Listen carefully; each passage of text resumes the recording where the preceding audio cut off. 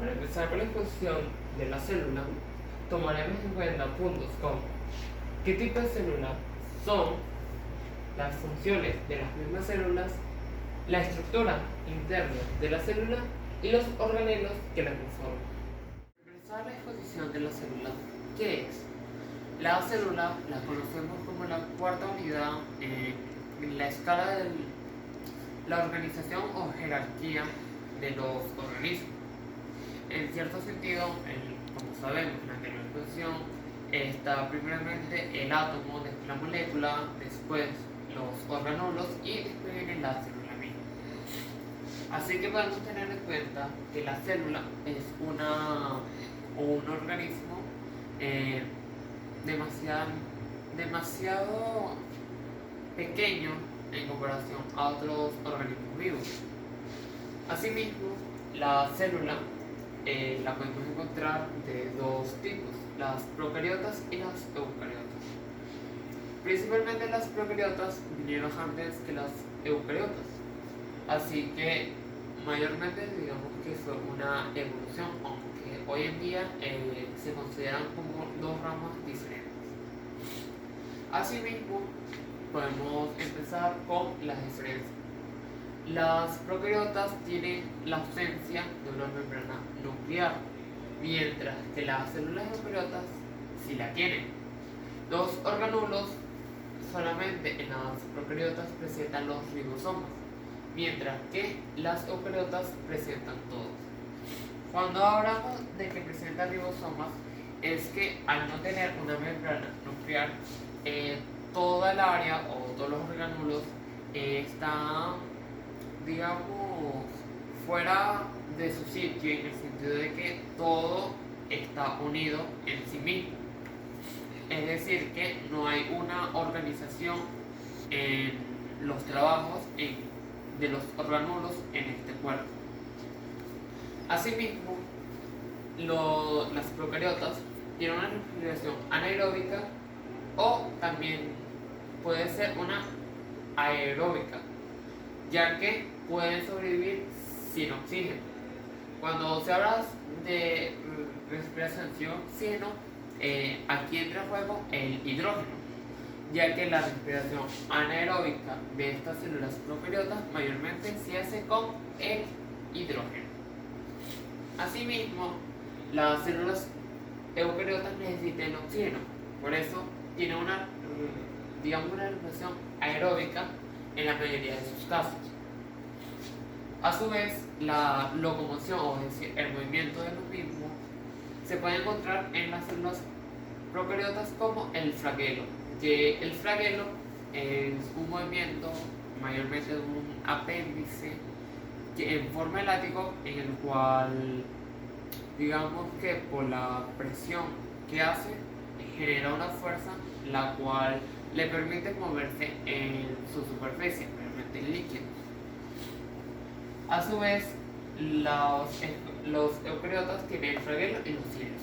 Los cilios son, digamos, pelos o flagelos minúsculos que le permiten en los líquidos o cualquier otra superficie rozar entre ellos y ejercer un movimiento para que el cuerpo pueda moverse en esa superficie.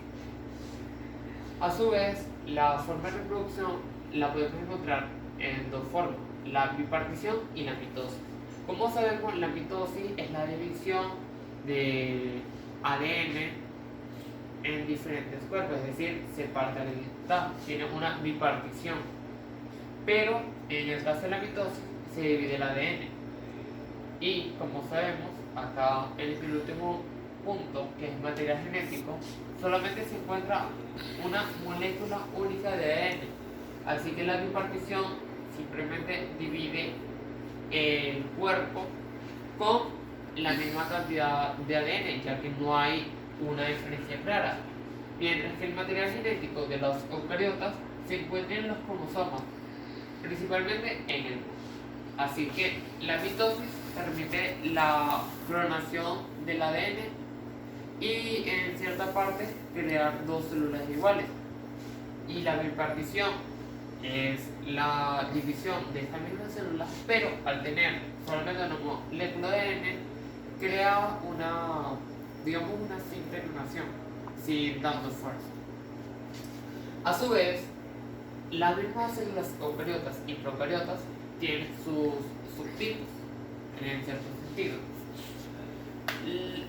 Los tipos de células eucariotas las podemos encontrar en las células animales, como vamos a suponer con los tejidos, nuestro propio cuerpo, como vamos a suponer los tejidos de los perros, los gatos, las hienas, los amuros, los leones.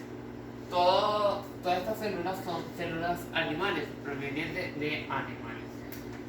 A su vez, las células vegetales, estas en particular, fueron, digamos, necesarias para la evolución de los animales marinos. Estamos hablando de los primeros anfibios, ya que principalmente todos los animales de la evolución de estas células se encontraban únicamente en el mar. Ya después, con, digamos, las plantaciones de estos ancestros vegetales, que permitieron, vamos a suponer, con las algas mismas para la producción de oxígeno, permitieron una gran diversidad. A su mismo nivel, los vegetales pueden crear, digamos, el oxígeno por medio de su proceso, en este caso, que a diferencia de los animales tienen que hacer una respiración diferente. A su vez, también se pueden encontrar los hongos, que, como sabemos, los hongos son del reino fungi, es decir, es erróneo considerarlos vegetales o del mismo reino como plantas. A su vez, también se encuentran las protistas. Las protistas son un caso singular, ya que son consideradas también una célula procariota. ¿Por qué? Porque varias de, digamos, las familias se encuentran con las algas. Las algas pueden ser tanto procariotas como eucariotas. Por ejemplo, en las algas procariotas se puede encontrar la alga roja, mientras que en las algas de, digamos, consideración procariotas se pueden encontrar las algas verdes. Para continuar tocando el tema de los tipos de las células procariotas y eucariotas, empezaremos por algo más sencillo, que serían las eucariotas, ya que estas, digamos, que tienen un comportamiento más sencillo de explicar a comparación de las eucariotas. Ahorita vamos a ver por qué digo esto. Principalmente cuando conocemos las células animales, estamos refiriendo a las células surgidas de especies como gatos, perros, nosotros mismos, los seres humanos, las aves. Digamos que las células están dirigidas para la formación de estos tipos de órganos, estos tipos de sistemas. Para su misma creación, por ejemplo, tenemos en cuenta también la creación del pelo con la queratina, tenemos la creación de las uñas, tenemos la creación de las plumas, por estas mismas células que nos permiten estas formas, digamos, fabricadas por el mismo cuerpo. Así que, como tenemos en cuenta, las células animales son todas estas células dirigidas para la composición animal, en el sentido de su categoría. A su vez, las células vegetales tienen, digamos, esta dirección, vamos a suponer, con las flores, con las plantas medicinales, en general todo tipo de plantas.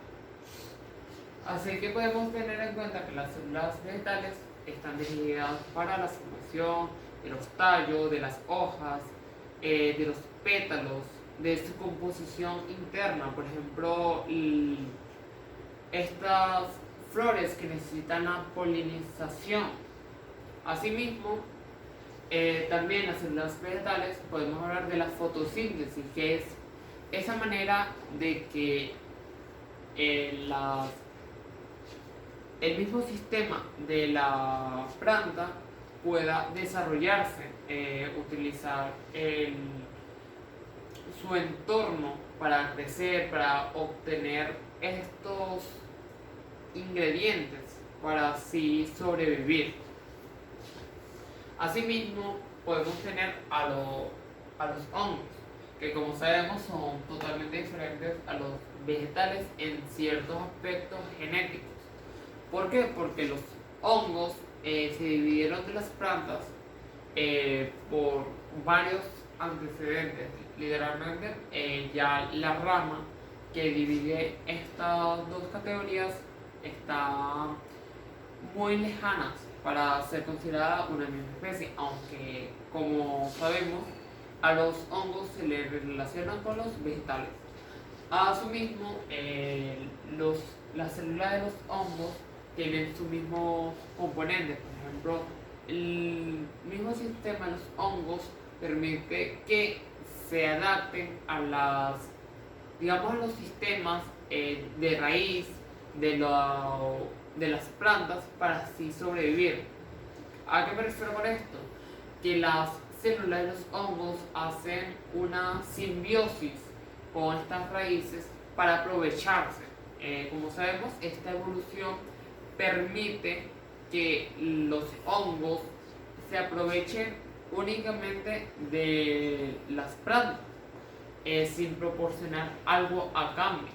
Es decir, es un aprovechamiento que a su vez puede dañar a la misma planta. ¿Por qué? Porque le está quitando estos nutrientes que lo necesita para sobrevivir.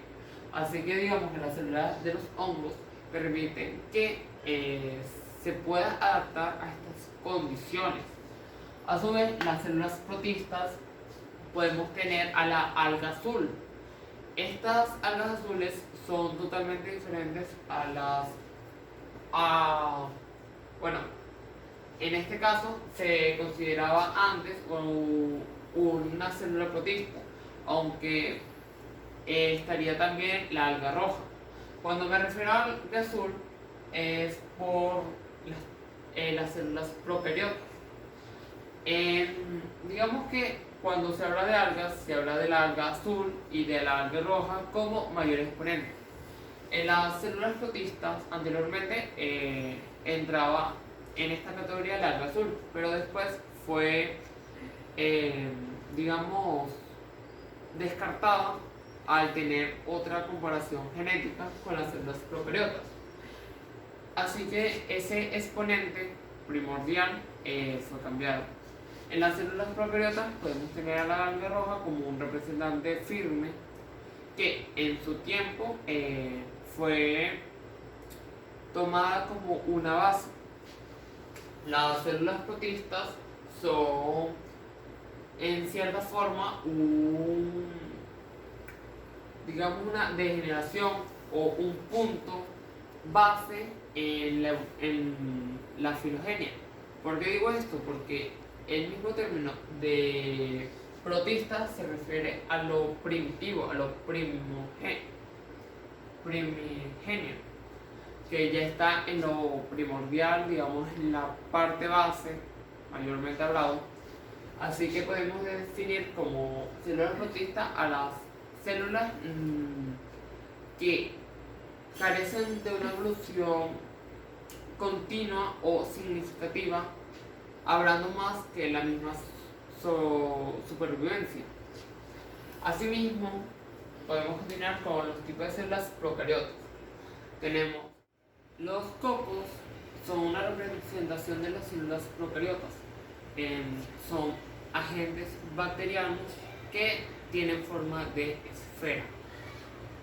Prosiguiendo, tenemos a los bacilos y los vibrios. ¿Por qué uno de estos dos? Porque la mayoría, o en su parte, todas las características que comparten en común es su forma de bastón, es decir, como una forma alargada y a su vez gruesa. Mayormente los vibrios son en su categoría patógenos intestinales o que tienen parte de su trabajo en, digamos, la digestión. A su vez, los espiridios tienen una forma más alargada y delgada y está en forma de espiral. A su vez, según su envoltura celular, podemos tener en los Gracilicutes, Firmicutes, Mendoscutes y Terericutes.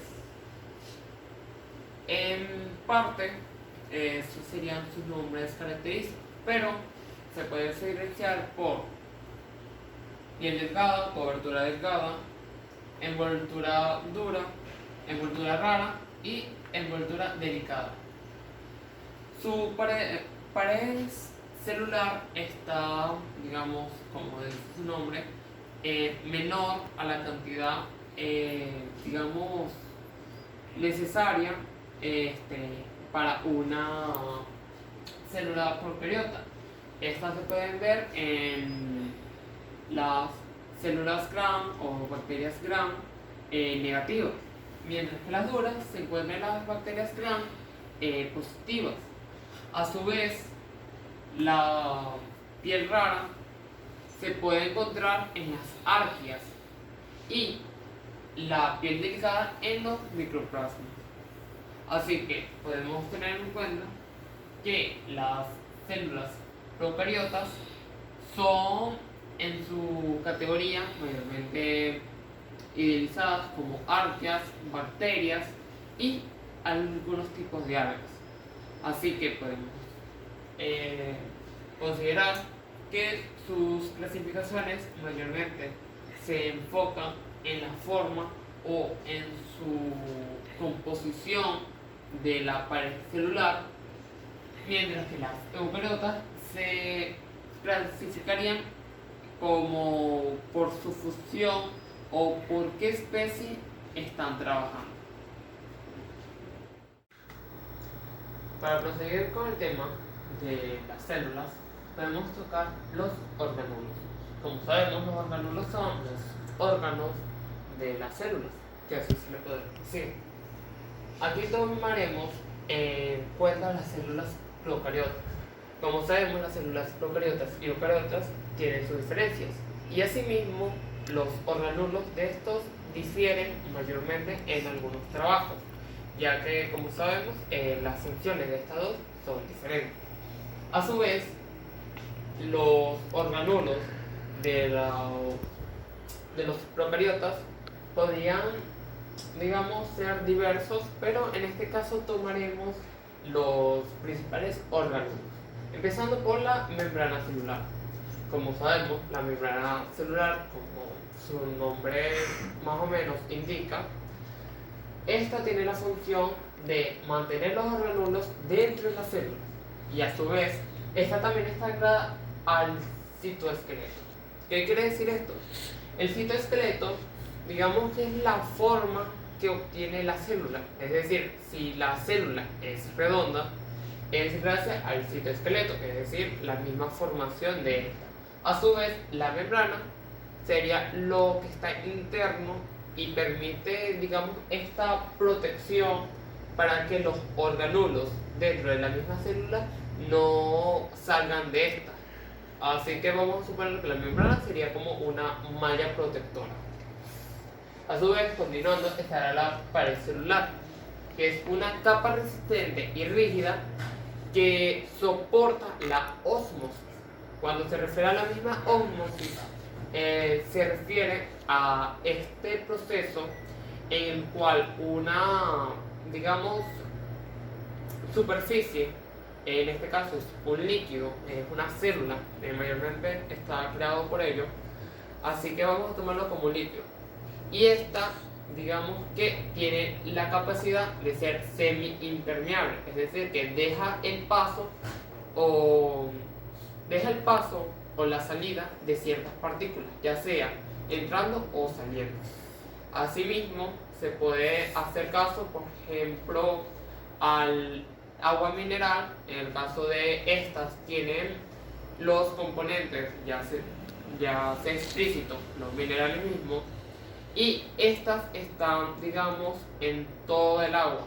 Si se filtra en capas pequeñas, las capas o minerales se van a separar del agua, creando una ósmosis al no apegarse a estos. De cierto sentido, en comparación con la ósmosis, podemos tomar en cuenta también sería el crecimiento de la célula o el proceso de la bipartición de la misma, permitiendo así a la célula partirse y, digamos, regenerar una capa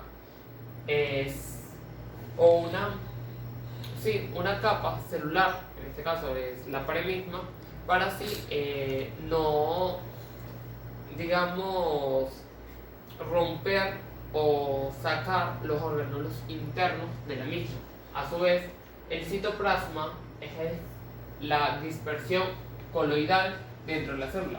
Cuando se refiere a la dispersión coloidal, se refiere a esta capa mayormente líquida o gaseosa, en el cual las partículas de este objeto quedan suspendidas en la misma. Es decir, que el citoplasma está, digamos, influenciado o trabaja en equipo con la membrana celular, ya que, como sabemos, la membrana celular mantiene los orgánulos dentro de la célula. Así que entre digamos, el sostén de estos orgánulos y la dispersión coloidal que proporciona el citoplasma, permitiría que los orgánulos puedan, digamos, nadar o flotar dentro de la misma sin algún problema. A su vez, los nucleoides, en cierto sentido, como dice su nombre, contienen el ADN. Como sabemos, las células procariotas contienen una sola parte del ADN, no contiene más en el sentido de las eucariotas. Así que protegen y almacenan el ADN. A su vez, los ribosomas hacen la síntesis de proteína. Este proceso llamado traducción, y está encargado por el ARN. Digamos que la traducción permite que las proteínas sean sintetizadas y convertidas en otra sustancia. En estos casos sería, digamos, la expulsión de esta enzima. En estos casos de la síntesis hablaremos en los compartimentos de los procariotas para hacer, digamos, una función de las enzimas. Asimismo, los compartimentos procariotas tienen la tarea o la función de tareas especializadas. ¿Qué quiere decir esto? Que su función es tomar enzimas y sintetizar diferentes componentes que entren en el cuerpo. Por ejemplo, los clorosomas son los que sintetizan o dan las enzimas para el consumo del cloro. El carboxisoma son los del carbono, mayormente el dióxido de carbono. Los ananososomas son los que están encargados del nitrógeno, mayormente el nitrógeno líquido. Y en estos casos, de ejemplo, se puede tomar el carboxisoma como, digamos, un pariente lejano de las células que están encargadas de la fotosíntesis. Asimismo, estas células que, digamos, hacen la función de producir estas enzimas para encargarse del dióxido de carbono, las transforman, hacen, digamos, en su caso, una traducción del mismo para que estos se conviertan en oxígeno. Para proseguir con el tema de los orgánulos, tendremos en cuenta ahorita a las células eucariotas, hablando de los vegetales y los animales. A su vez, la membrana plasmática, el citoplasma y la pared celular la conocemos ya por las procariotas.